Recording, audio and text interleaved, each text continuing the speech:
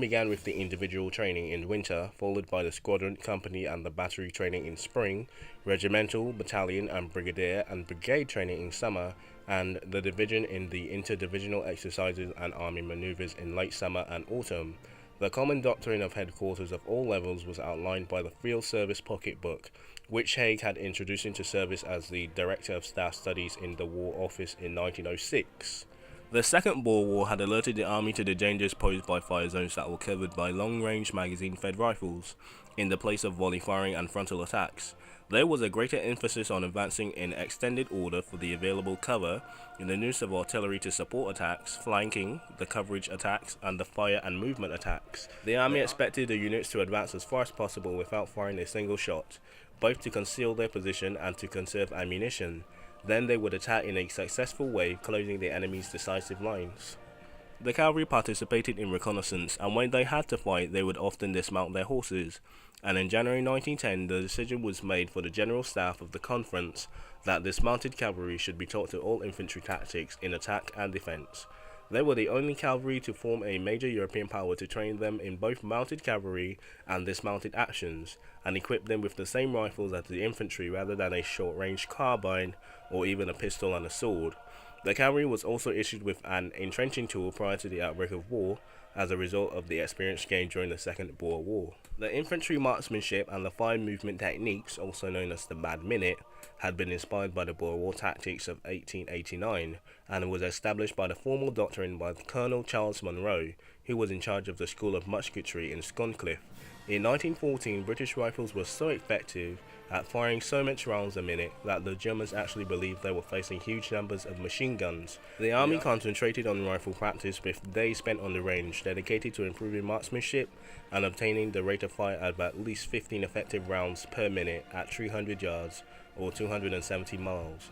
One sergeant had actually set a record of 38 rounds in 12 seconds with 300 miles, which is basically 270 miles, so he basically set the record for 38 in 12 seconds, which is basically the fire rate of a submachine gun at least. In their 1914 skills to arm meeting, the 1st Battalion Black Watch, which is a Scottish regiment, recorded 184 marksmen, 263 first-class shots, 89 second-class shots, and the 4th third-class shots at the range from 300 to 600 yards, which is about 270 to 550 miles respectively.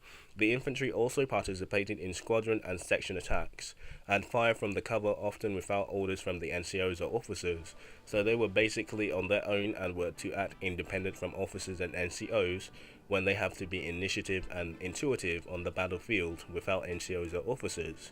The last exercise before the war was noted by the infantry was made the wonderful noose of the ground, which means they would go prone in the ground, and often they would stay prone and fire from a prone position. So basically that was the dolphin dive of World War I.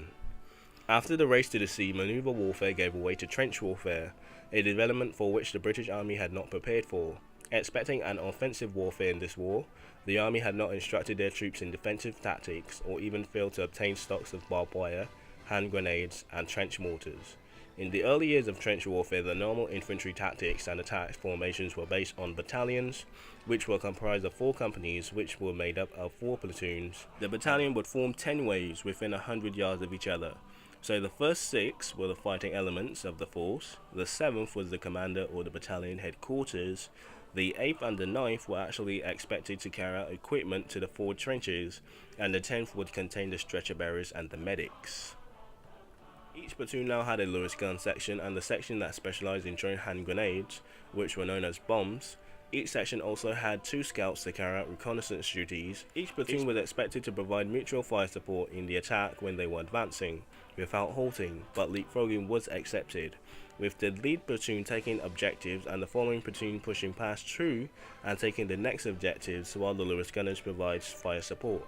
The grenades were for clearing out trenches and dugouts, and each battalion carried forward 2 trench mortars to provide fire support. The tank was designed to break the deadlock of the trench warfare. This was first used at the Somme, where they were placed under command of the infantry and were ordered to attack the given targets in groups or pairs. They were also assigned small groups of troops who served to escort them while they provided close defensive fire support against German attacks. Only 9 tanks reached the German lines and engaged machine gun emplacements and troop concentrations. On the way, 14 broke down and they were ditched, the other 10 were damaged by enemy fire or artillery. In 1917, during the Battle of Cambrai, the Tank Corps adopted new tactics. 3 tanks working together would advance in a triangle formation, with the 2 rear tanks providing cover fire for the infantry platoon. The tanks were to create gaps in the barbed wire where the accompanying infantry would pass through, and they would also use their armament to suppress the German strong points.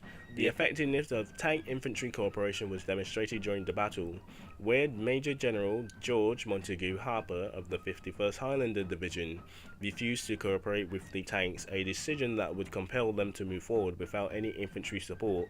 The result was the destruction of more than 12 tanks by German artillery sighted behind bunkers. The situation would change again by 1918, when tank attacks were only to be 1 tank for every 100 or 200 yards, so 180 miles, with the tank company of 12 to 16 tanks per objective.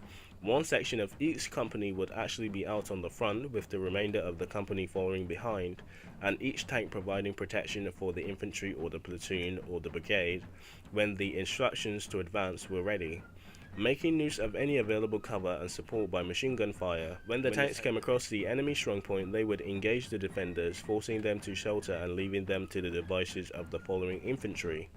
And that's basically all the tactics of World War I, mostly for the British. I couldn't really get any North Sea stuff today, so you'll have to live with tactics, and if anything, hey, I don't think they're gonna do it before next week at least, so we could always go down the line and then we could always add it, because it is a playlist, so at the end of the day we could always put it as third and keep the line going. So for now, enjoy tactics and strategies of World War I. This was actually more fleshed out, so pretty happy for this one. Anyway, enjoy yourself, and yeah, the last dedicated season, so I was not going to record, but I said, you know what, it's the last season I'm going to dedicate real time and effort into, so enjoy it.